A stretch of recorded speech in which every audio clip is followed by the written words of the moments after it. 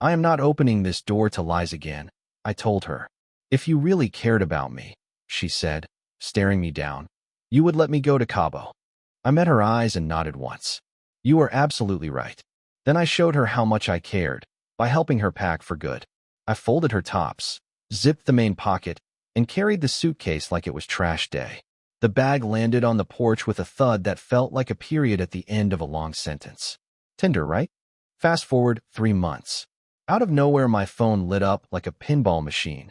Texts, missed calls, voicemails begging for a second chance. The twist? The only thing she left with that night was her pride, and even that seems to have gone missing. So, yeah, my name is Nate, 31 years old. I work in heating, ventilation, and air conditioning. Fixing furnaces in January and air conditioners in July is not glamorous, but it is honest. I am not strutting any runways in Milan or hopping on private jets. I keep steady appointments, handle the occasional 2 o'clock in the morning emergency, and I make about $85,000 a year. What I am proud of is simple. I own my home. Not renting. Not sleeping on a cousin's couch. Mine. It is a 3-bedroom place just outside Phoenix. I bought it when the market dipped a few years back for $1,285,000. It is not a luxury estate, but it is solid, brick that does not complain in monsoon season and a roof that keeps the dust out. I have been upgrading it room by room. I am that rare guy who actually likes rolling up his sleeves. Last summer, I tackled the main bathroom, taught myself tile work with a stack of online videos, and saved about $15,000 doing it myself. My garage is my sanctuary. Not a museum of shiny tools that never touch wood, an actual workspace. Sawhorses scarred from projects, a bench that smells like cut pine, and drawers organized the way only a person who loses screws for a living would understand. I know folks in the trades, too, electricians and plumbers, so if a project goes sideways, I am covered. That came in handy the day I almost turned the kitchen into an indoor pool. Out back, I put in a fire pit by myself. It is where friends gather when the sun drops and the desert cools. Parked near it sits my pride and joy, a 1987 Camaro Z28. Weekends I tinker, new engine, refreshed suspension, custom exhaust.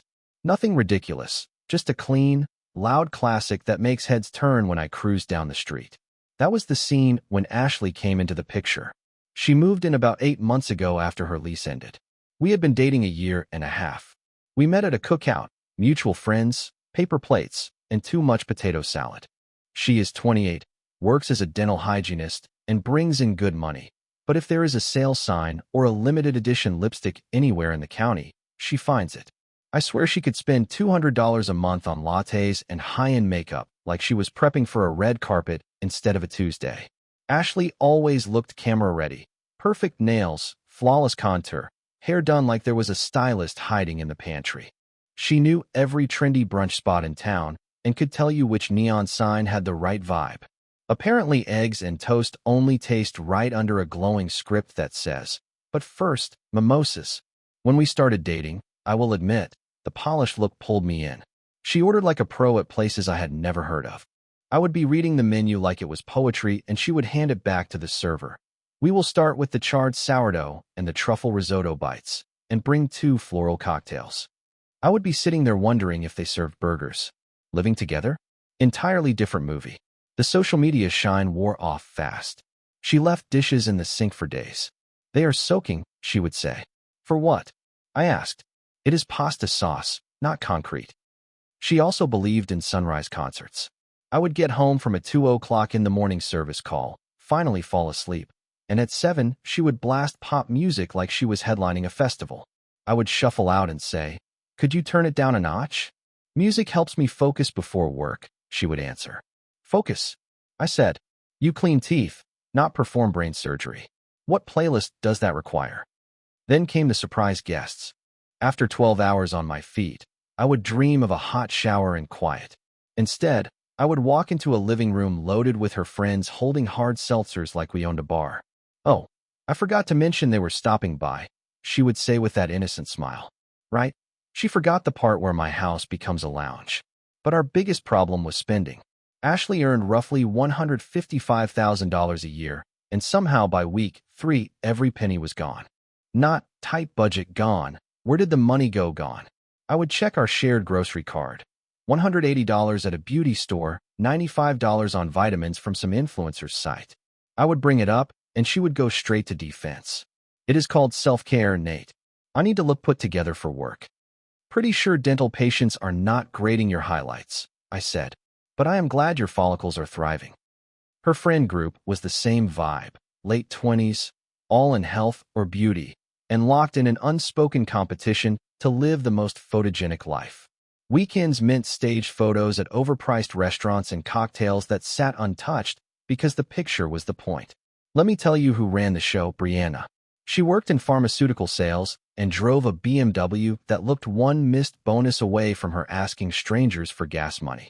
Brianna was also the queen of advice that nobody asked for, drifting through my kitchen like she owned stock in it and offering opinions on everything from paint colors to my career. Every time Brianna stopped by, she would take one slow lap around my place like a home inspector and say, "Oh, it is cozy in here."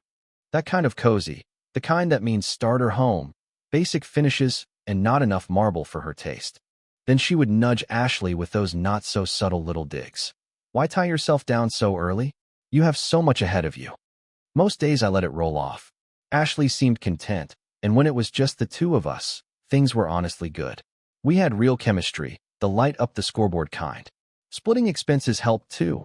On the rare occasions, she actually contributed. Her help came through about as reliably as dial-up internet during a thunderstorm. Looking back, the warning signs were everywhere, but I kept shrugging and telling myself, that is just how she is. Take the phone thing. If I set mine face down at dinner, I would get the third degree.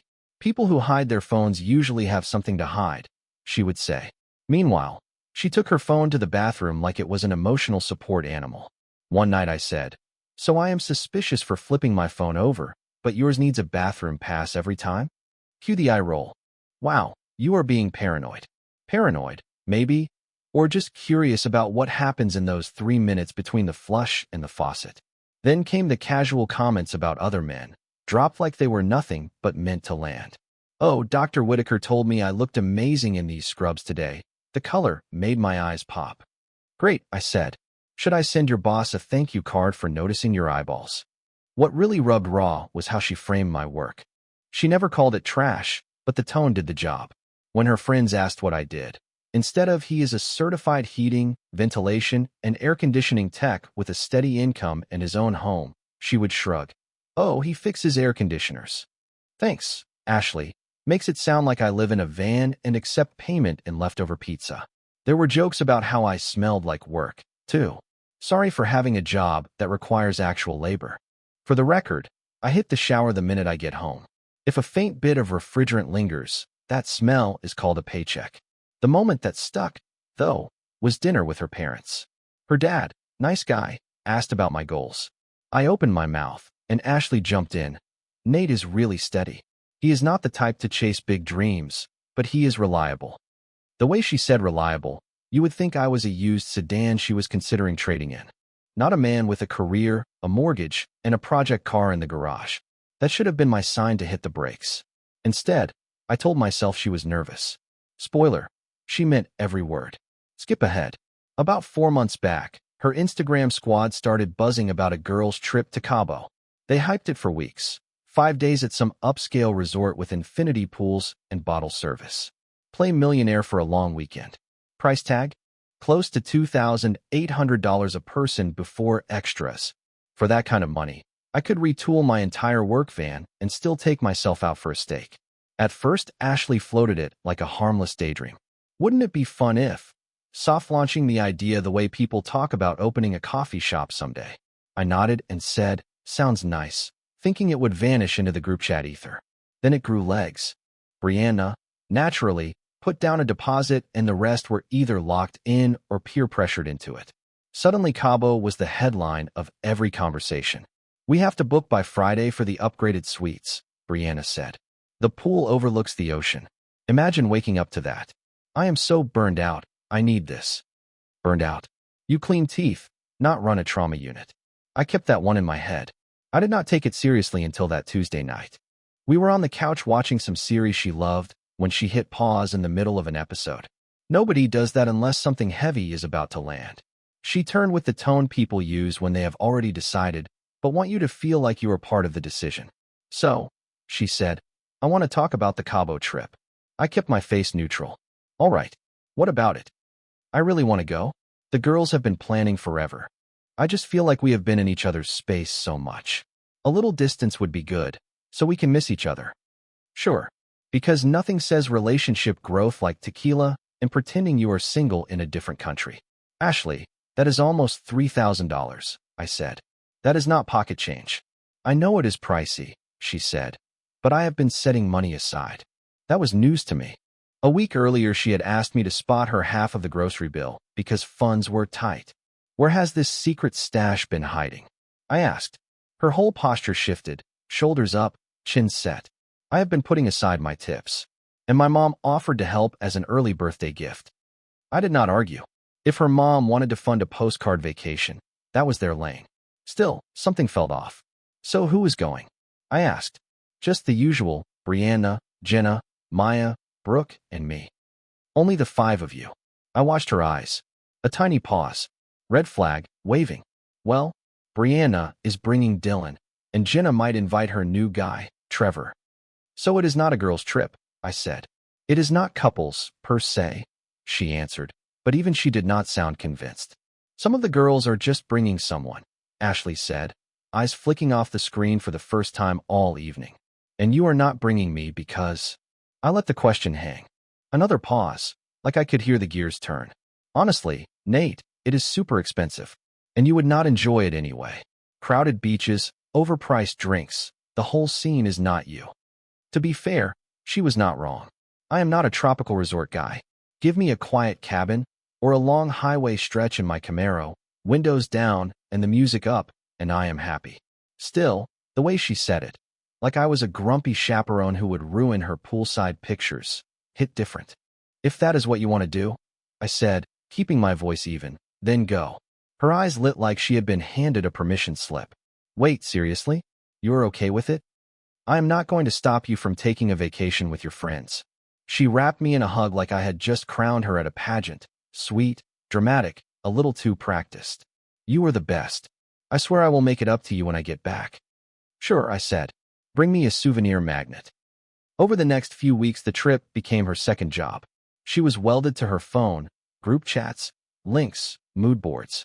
Packages started arriving daily. 3 new swimsuits. Stacks of dresses. Enough skincare to open a kiosk. Our bathroom looked like a beauty store had detonated on the counter. That is when my gut started talking. Something in the rhythm was off. Whenever a notification flashed, I caught names that were not the women she had listed. Extra players in this ladies-only story. One evening, we were hauling shopping bags inside, because apparently every new bikini needs its own accessories, when her phone lit up on the counter. Cole, cannot wait to see you in that blue dress. I kept my tone light. Who is Cole?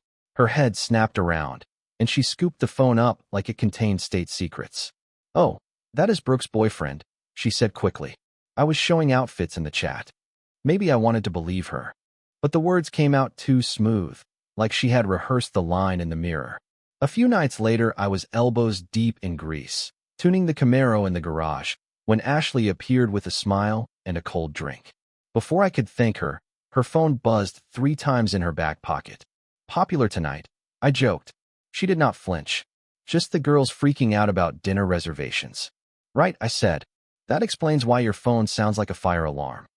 What stood out was not the buzzing. It was what she did not do. She never checked the messages. She set the drink down, changed the subject, and tried to distract me with small talk like I was a toddler eyeing an outlet. A week before takeoff, things got stranger. Ashley started picking fights over absolutely nothing. A coffee mug left in the sink turned into a courtroom scene. Ask what she wanted for dinner. I roll, sigh. I do not care, followed by 15 minutes of reasons every option was wrong. One night we were watching television, and I was literally just breathing. Do you have to breathe that loud? She snapped. Sorry, I said. I will upgrade to the silent package. The breaking point for me was a last splash of milk I used for my coffee. You would have thought I drained our savings. Are you okay? I finally asked. I am fine, she said, throwing her arms up. I am stressed with work and the trip. I will be better once I unwind. Right. Nothing resets the soul like infinity pools and $30 margaritas. The night before departure, we kept it simple. Chinese takeout, sesame chicken, lo mein, fortune cookies. She barely looked up. Chopsticks in one hand, phone in the other. Flight's all set. I asked. Yeah. Brianna is organizing most of it, she said, eyes still glued to the screen. What time are you flying out? 7 in the morning. I will grab a rideshare. I can drive you, I offered. She waved it off. No need. Too early. I am good. Fine by me. Easier not to watch her walk out the door. We went to bed around 10. Even with the lights out, her phone kept buzzing like a wasp trapped in a jar. Around midnight I asked, everything okay? Group chat chaos, she said. Last minute packing. Of course. Because nothing screams emergency like choosing between strappy sandals and wedges. I was up early for work anyway. I made coffee, offered to carry her suitcase. She declined, said she had it under control. Quick kiss at the door. Enjoy yourself, I said. Send pictures. I will. Love you. Love you too. And just like that, she was off to Cabo. Day 1 looked standard. Balcony views, a couple of colorful drinks, the resort logo in every frame. Honestly, I was glad she seemed to be relaxing. Maybe I had been suspicious for nothing. Day 2, the tone shifted. More bar scenes, more group shots, faces getting looser as the sun went down. Still harmless on the surface. Day 3 is when it turned. She posted a story from a beach club, sun, sand, bad remixes thumping. But one detail punched through the noise.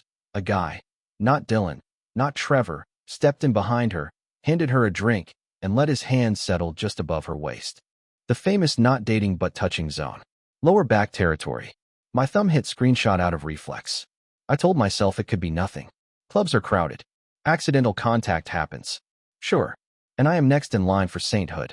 I started watching closer. Social media is a gift when someone cannot keep their story straight. Late that night, Jenna Ruiz posted a group photo, classic lineup.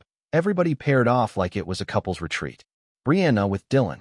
Jenna tucked under Trevor's arm. Maya with a new face I did not recognize. Brooke with someone else entirely. And there, plain as noon, Ashley glued to Mr. Tattooed shoulders. Cole Parker, his hand wrapped around her waist while she leaned in like gravity did not apply. Caption, Cabo energy. It felt like a freight train to the ribs. This was not a friend's getaway. It was a lover's trip, and Ashley did not travel solo. She was attached to Cole, the same guy who texted about that blue dress. I did what any reasonably heartbroken man would do. Brewed strong coffee and turned into a budget detective. Clicked through tags, followed hashtags, cross-checked profiles. It was not hard. The breadcrumbs were neon. Cole worked at her gym. Ashley had suddenly become a dedicated yoga disciple, the kind where the instructor helps with poses a little too closely. I had choices. Blow up her phone. Fire off a wall of messages. Demand answers. But I refused to play the unhinged boyfriend while Cole got to look calm. So I went to work, knocked out 3 heating, ventilation, and air conditioning calls, did a furnace tune-up, tried not to picture Cole spotting Ashley mid-squat. I came home, fed our dog Bruno, the same dog she said she adored but never walked and often forgot to feed. He sat by me in the garage with that steady look only dogs have. Yeah, buddy, I said. I'm not crazy about her either. No revenge stunts. No grand speeches. Just logic. Step 1. Check our shared cloud. Ashley never bothered with text settings. To her, the cloud was a marketing word in commercials, which meant her photos were quietly syncing to our joint account. There it was, a digital scrapbook of betrayal. First picture. Ashley and Cole at the airport, arms wrapped, his grin smug, her smile wide like I had never existed. Then hotel selfies. Kissing. Tangled up in bed. The one that punched me, though, she was wearing a ring on her left hand. Not the promise ring I gave her at Christmas, the one that made her cry at the kitchen table. This was a flimsy souvenir special, the kind you grab next to sunscreen. Probably cost Cole less than a bottle of sunblock. Nothing says commitment like discount jewelry, I murmured. It got worse. This was not only Cabo. There were weeks of photos.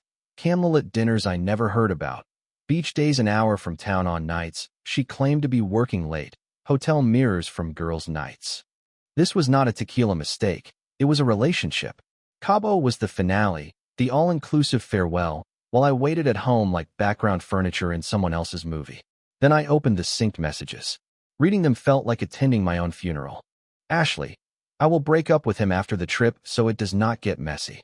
Does not get messy, like I was a chore on a to-do list. Cole, cannot wait until it is just us, babe. Ashley, Nate is a nice guy, but he is holding me back. Cole, yeah, he seems boring. Ashley, you are so much more fun. Fun.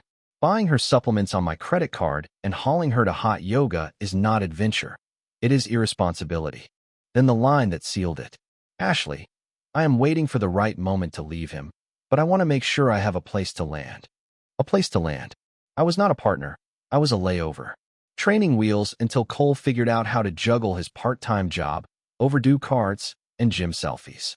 I closed the laptop and sat in the garage. Bruno curled on my boots like he already knew the plot. I cracked a beer and looked down at him. Well, buddy, she picked Cole. Let us make sure she lands exactly where she aimed. I had a plan. No job calls, no air conditioning emergencies, one mission, Operation Final Goodbye. I called in and took the day. Bruno looked up like he approved. First stop, the bank. I told the teller I needed Ashley removed from every shared financial account. He raised an eyebrow. Breakup? You could say that, I said. Call it an early exit strategy. She was not on the house title. We never got that far. Every dollar I crawled through attics to earn was not going to bankroll a beach vacation with a gym bro. I had the authority. Using it felt clean. Next, her things. I did not go petty. No clothes out the window soundtrack. I folded each piece, wrapped the fragile stuff in tissue like it was holiday retail, boxed it all neat. Her jewelry got its own little container, except the promise ring I had given her. That went back in my safe where it belonged. Refund requested. I loaded everything into my truck and rented a storage unit near her office. Prepaid 3 months, listed under her full name, key number on the contract. I mailed the key to her workplace. Thought about a card. Congratulations on the upgrade. Unit and heart included, but decided the message was already loud enough. Then I handled the locks. $200 to rekey the whole house. Worth every cent. The click of a new key turning was pure satisfaction. At the hardware store, my neighbor Tom Weaver spotted me pushing a cart piled with boxes. You moving out? He asked, squinting. Nope, I said, grinning. Helping my ex move out. He laughed and slapped my shoulder. Smart man. Better now than after she takes half. Preach, I said. Tom, the unofficial block reporter with a good heart, insisted on helping with the heavy stuff. I think he enjoyed the spectacle more than the workout. Back home, the place felt lighter. Like a holiday with the right people invited. I took back my house. First stop was the spare room. Ashley's home office had been a graveyard for unopened returns and cute desk lamps that never got turned on. I cleared it out, rolled my weights in, and set up a rack. Instant home gym. It felt like one of those comeback montages, only with more dust and fewer upbeat songs. Then the garage. No more shared parking. I reclaimed every inch for my tools, my workbench, and my freedom. My gear was no longer crammed into corners. It finally had breathing room. In the living room, I dismantled her social media-friendly layout, the one designed for filtered photos, not for humans. I arranged it for comfort and function. For the first time in a long time, I could sit down without worrying about angles or which throw pillow matched a neon sign. Bruno followed me from room to room, tail thumping like he had just watched his person wake up. His face said it all. This version of you? I like this guy. We took a long walk. The air felt lighter. It was like I had been dragging a suitcase named Ashley for months and finally set it down. That evening my phone buzzed. Having an amazing time.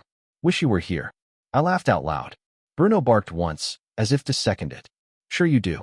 But this party is closed. Did I reply? No. Silence can speak. In this case, it shouted.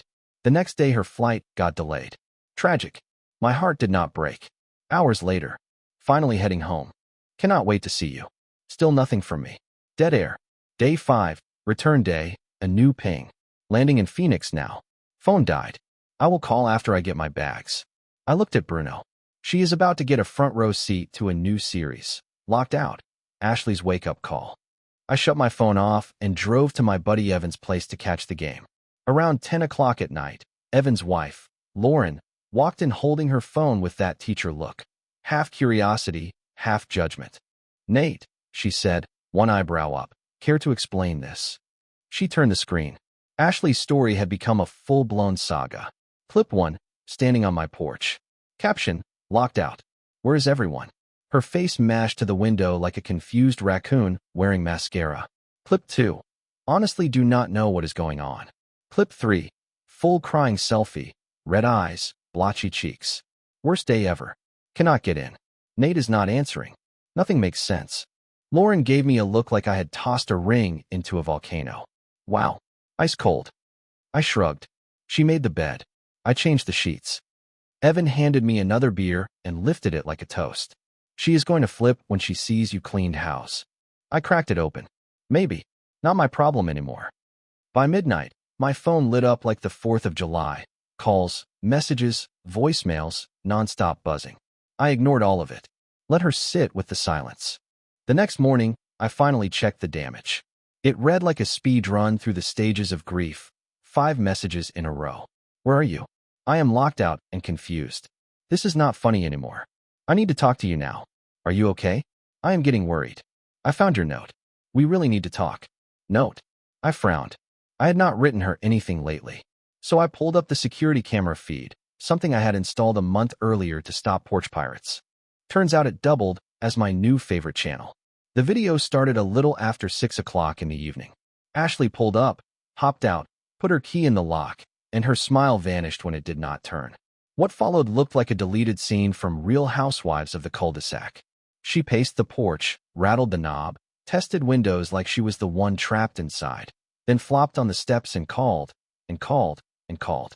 About 8 o'clock, something caught her eye. She reached into the mailbox and pulled out a folded paper. In 10 seconds flat, her face went from mild confusion to total shock to full-blown panic. I rewound and zoomed in like it was a crime show. There it was. The note I had slipped into the mailbox and forgotten, my little Mona Lisa. Ashley, Hope Cabo was everything you dreamed, with Cole. Your things are at a storage unit on Malav Avenue. The key is being sent to your workplace. The locks have been changed. Please do not contact me. Nate. No fluff. No arguments. No wiggle room. Suddenly her message stream made sense. They rolled in like a greatest hits album. You are being irrational. It is not what you think. Cole is just a friend. Nothing happened. If we talk, I can explain. Sure. And I am secretly building rockets in my garage. By 10 o'clock, the tone shifted. This is insane. You are ending everything over one misunderstanding? Pick up your phone. Ah, the classic move. Say misunderstanding enough times and try to bend reality. The camera feed beat any streaming service. She camped on the steps until almost 2 o'clock in the morning, crying, yelling, knocking like the door owed her money. She kept peeking through the glass as if I would roll out a welcome mat. Then the voicemails. At first, soaked in emotion. Nate, I do not understand. Please call me back. That did not last. Soon it was righteous fury. I found your note. This is ridiculous. You are blowing it out of proportion. Open the door and act your age. We need to talk like adults. Right, because staging a mascara-soaked meltdown on my porch is the adult option. By 2:30 in the morning, she delivered the grand finale. I actually laughed out loud. You know what? Maybe this is a blessing in disguise. Maybe I have been settling. You never treated me right. Cole sees my worth. You just existed. Do not come crawling back when you realize what you gave up. I saved that one. Felt like it might be useful someday. Next morning, I walked into work like it was any other Monday. Truth is, I had not felt that light in years. My boss drifted by my desk, squinted, and said, "You all right? You look almost chipper for a Monday." I just smiled. The weekend went fine, for me anyway. I did not mention that it was probably a disaster for someone else. Right around lunch on Monday, my phone lit up. Diane Monroe, Ashley's mom. For the record, Diane has always been kind. Holiday banana bread, birthday cards, the whole thing. If she was being dragged into this mess, that was on her daughter. I answered. Hi, Diane. Her voice was tight. Nate, honey, Ashley called me sobbing last night. She says you two had a fight, and now she is locked out. Of course, she ran to backup.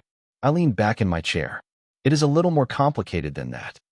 She said it is all a misunderstanding, Diane whispered. Something about a man she bumped into on the trip. I let out a slow breath. I saw the pictures. I read the messages. She was not on a girl's vacation. It was a couple's getaway, and I was not the other half. I stayed home while she played house with Cole. Silence stretched so long I checked the screen to see if the call had dropped. Are you sure? She asked quietly. That does not sound like Ashley. I am sure. I have weeks of screenshots. She literally wrote that she would end things after the trip. She wanted to keep me around until then, just in case. Another pause. A heavy sigh. Oh, Nate, I am so sorry. I had no idea. It is not your fault. But I did not change the locks for fun, I said. I responded to what she was really doing. We had our suspicions about this Cole, Diane admitted. She kept mentioning him. We thought he was just a coworker.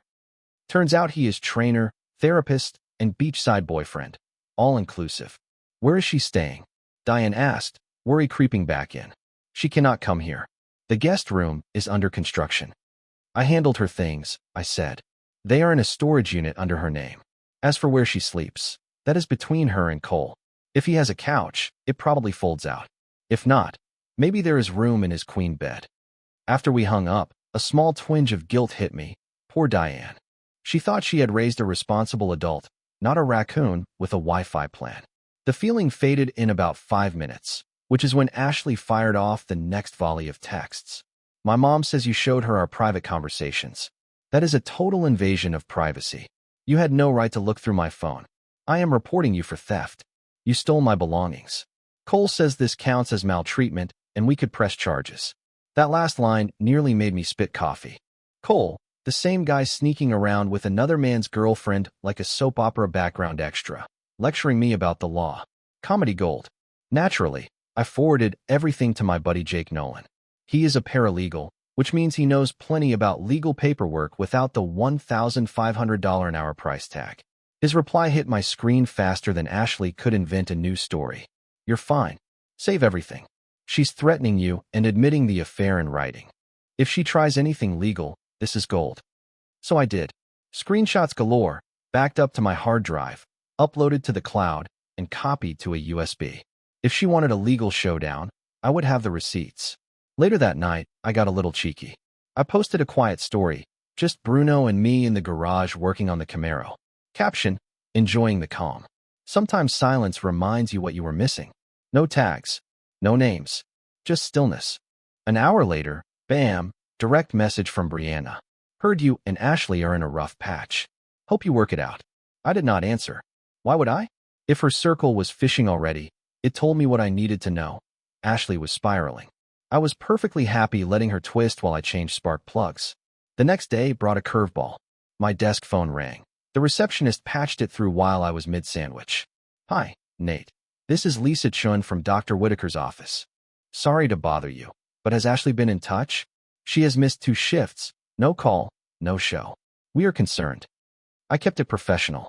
She is okay, dealing with personal stuff. Best to reach out to her directly. Not my problem anymore. Still, the question lingered. That storage unit barely fit her boxes. It was not livable. Her parents' place was a construction zone. So, where was she sleeping? I found out on Saturday during a grocery run.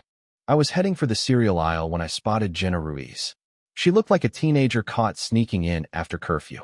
Hey, Nate, she blurted, trying to merge into the avocado display. Jenna, I said, stretching the name. How was Cabo? Her cheeks went red. It was fine. She swallowed. About Ashley, she is staying with me for now. Just until she sorts things out. Hope that is okay. I almost laughed out loud in produce. Jenna, Ashley can sleep wherever she wants. We are done, remember? She told us you two were on a break.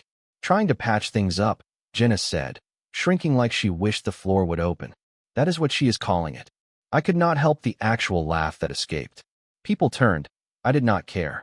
She said you kicked her out over a misunderstanding about Cole. That he is just a friend. A friend. I raised an eyebrow. Did she show you the quiet dinner photos? Or the hotel selfies from before the trip? Wait, what photos? Jenna stiffened. Perfect opening. I pulled out my phone and showed her a few tame but undeniable shots. Ashley and Cole holding hands across a candlelit table. Another one of them kissing in a room that was clearly a hotel. These were taken 3 weeks before Cabo, I said. Look like just friends to you? Jenna's face moved from confused to horrified to flat-out furious. She told us she was single, Jenna said, lowering her voice in the grocery aisle.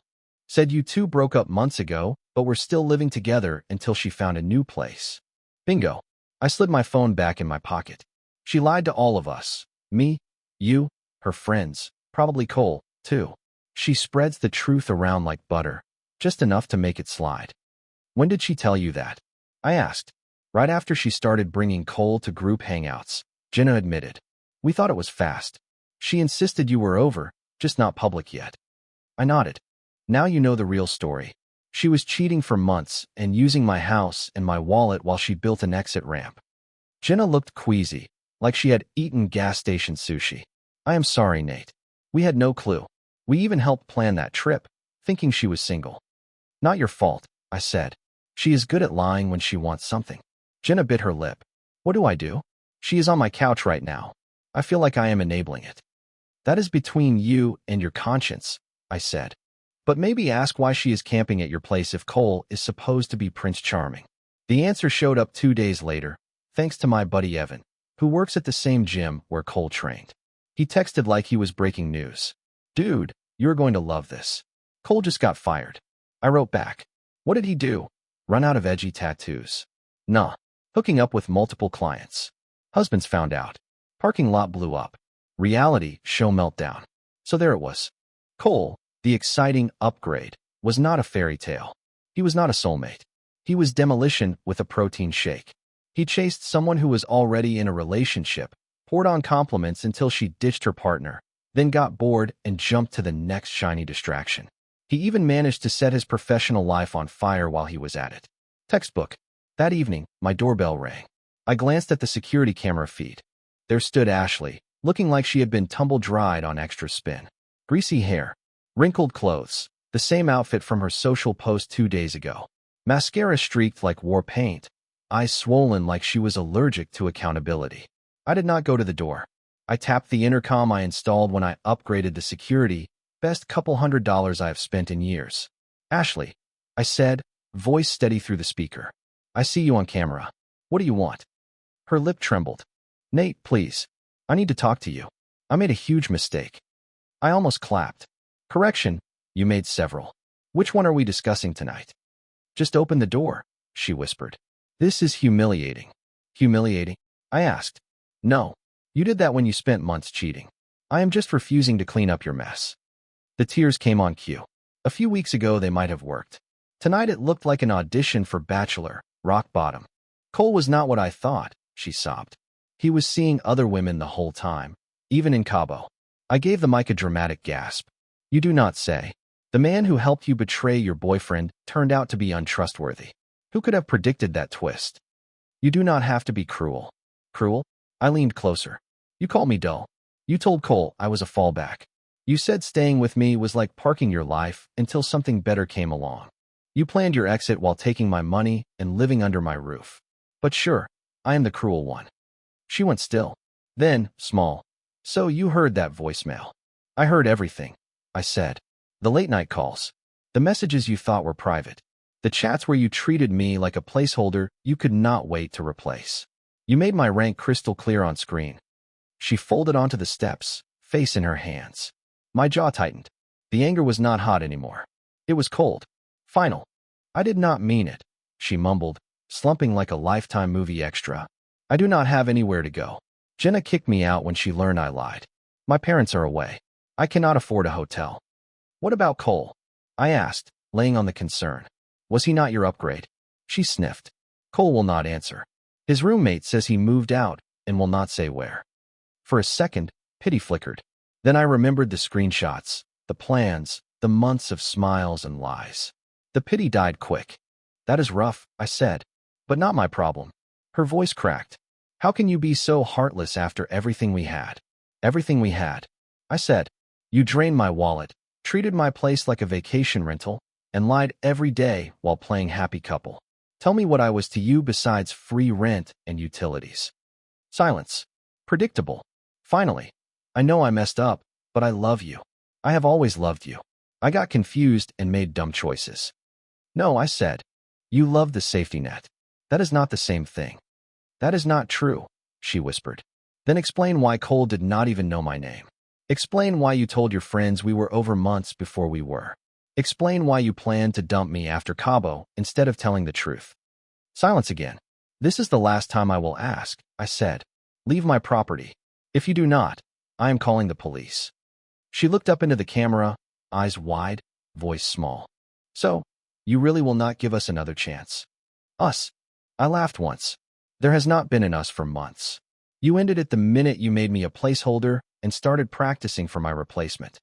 She lingered on the steps another 5 minutes, maybe hoping I would have a change of heart. Spoiler, I did not.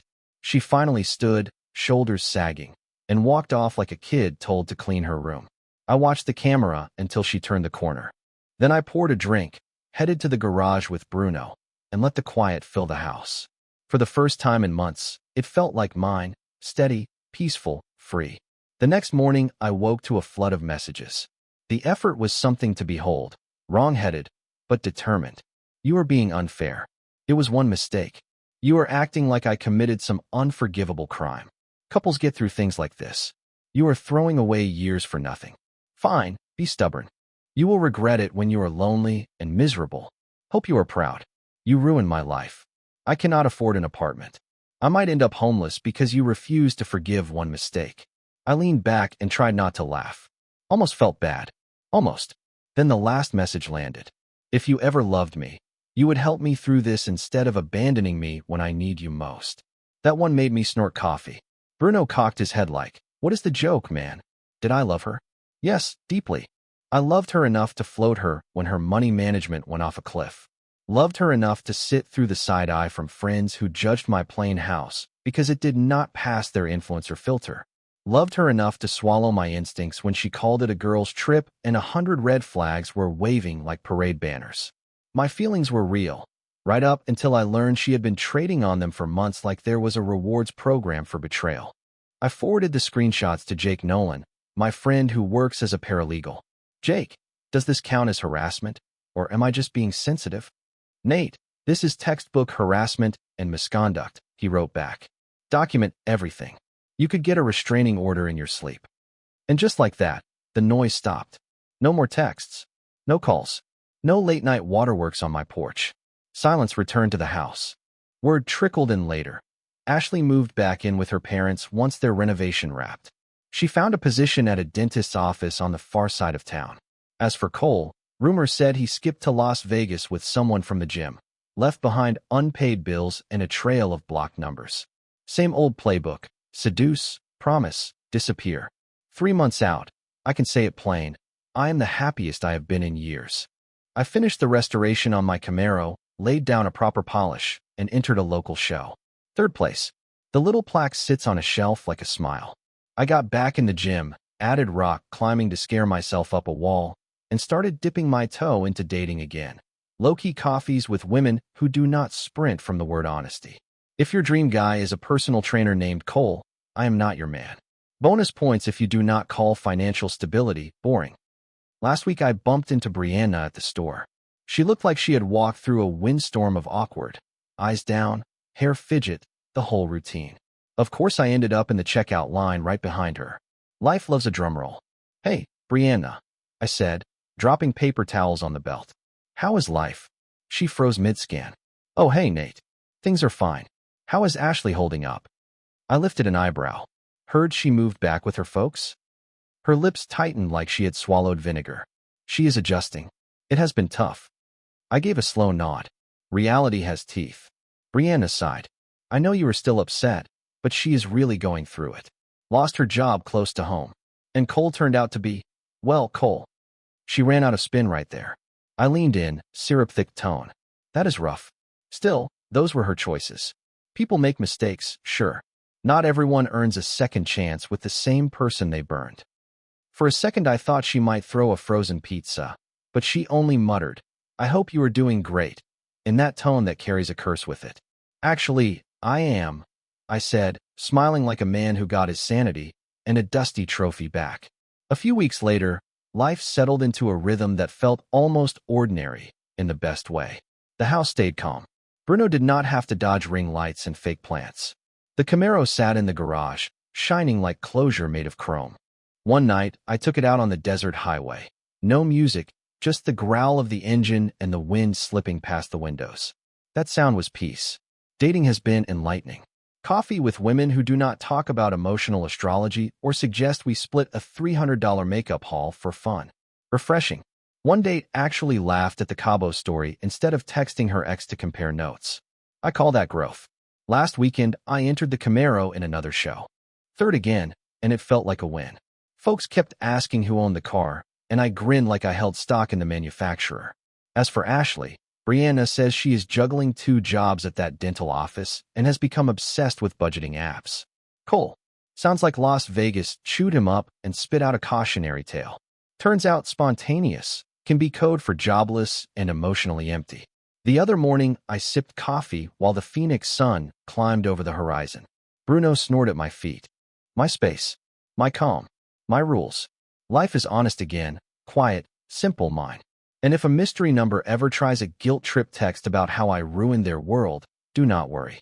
Jake is on standby, screenshots are backed up, and I have a smirk ready for deployment. Life keeps moving. Bruno wags his tail. The Camaro rumbles like a tame beast. And me? I am living proof that the best revenge is not revenge at all. It is walking forward with your head high.